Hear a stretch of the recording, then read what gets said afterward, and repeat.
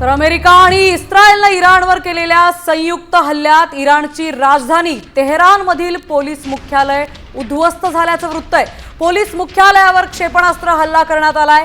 या कारवाईनंतर परिसरात धुराचे लोट पसरले होते। तर इराणचे सर्वोच्च नेते आयातुल्ला अली खामेनी यांच्या कार्यालयाजवळील भागातही हे स्फोट झाल्याचं सांगण्यात येत आहे। तर या संयुक्त कारवाईमुळे इराणच्या लष्करी कमांड स्ट्रक्चरचं मोठं नुकसान झाल्याचा दावाही करण्यात येतोय। या हल्ल्यानंतर इराणनेही इस्रायल आणि अमेरिकेच्या लष्करी तळांवर प्रत्युत्तरादाखल क्षेपणास्त्र डागली आहेत आणि संपूर्ण प्रदेशात आता युद्धाचं सावट निर्माण झालंय।